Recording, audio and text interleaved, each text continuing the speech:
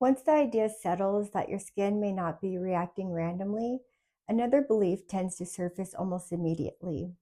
It's quieter than the first realization, but often heavier. Maybe my skin just overreacts. Most people don't consciously decide to believe this. They absorb it slowly, through language that sounds neutral on the surface, but carries a judgment underneath it. Sensitive skin, reactive skin, problem skin. These words are used casually, but they imply something important, that the issue is excess. Too much response, too much awareness, too much reaction. If your skin changes easily, if it responds quickly, if it seems to react when others don't, the assumption is rarely that it's perceptive. The assumption is that it's unreliable. So people adjust their expectations. They brace for reactions.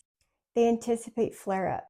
They lower their trust before anything even happens. Over time, this doesn't just shape how someone treats their skin. It shapes how they relate to their body altogether.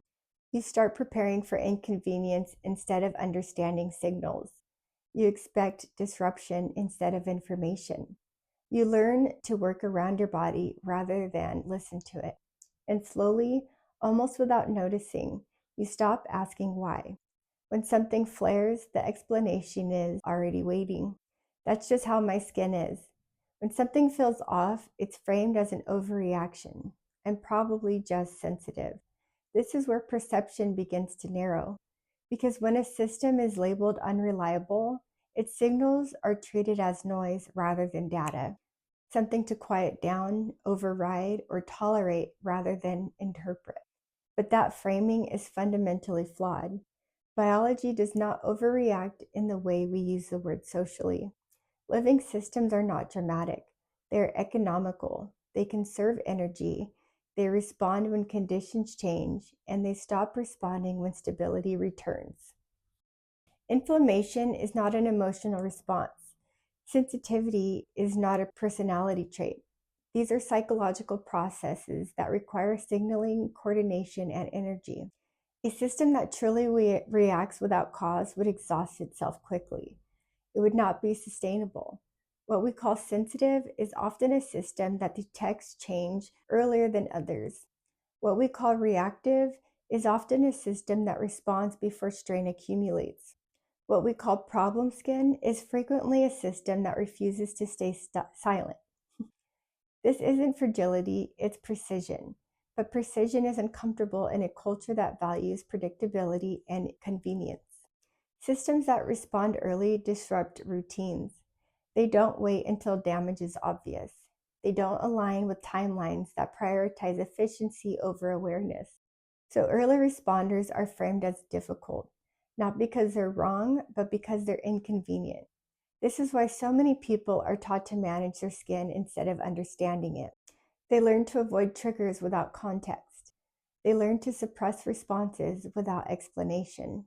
They learn to accept labels rather than question the framework that produced them. Over time, this erodes trust. Not just trust in the skin, but trust in the body's intelligence. This erosion rarely feels dramatic. It doesn't arrive as a clear moment where you decide to stop trusting yourself. It happens subtly through small corrections you make again and again. You ignore a sensation because it seems inconvenient. You override a response because you've been told it's excessive. You delay paying attention because you don't want to be that person who notices too much. Little by little, you edit your own experience. You wait for confirmation from outside yourself before taking what you feel seriously. You look for permission to trust what your body is already communicating. And if that permission doesn't arrive, you assume the signal must not matter. This is how people learn to live slightly disconnected from their own perception. Not because they don't care, but because they were taught that attention without external validation is indulgence rather than intelligence. And once that pattern sets in, it becomes easier to manage symptoms than to question the story underneath them. This is the real cost of the overreacting narrative. Because when a body is constantly told that its signals are excessive, the issue is no longer the signal itself, it's the relationship to it. A body that isn't trusted isn't listened to. Any body that isn't listened to has limited options. It can escalate, become louder, more acute, harder to ignore, or it can adapt. Many people never see escalation. What they experience instead is adaptation. The skin continues to respond, but in quieter ways, more chronic ways, ways that become familiar over time. And familiarity is often a mistake for harmlessness. But adaptation does not mean absence of cost. It simply means the body has found a way to function under conditions that remain unchanged. When sensitivity is reframed as perception rather than fragility, something important shifts. You stop treating your skin like a liability. You stop bracing against it. You stop assuming it's exaggerating.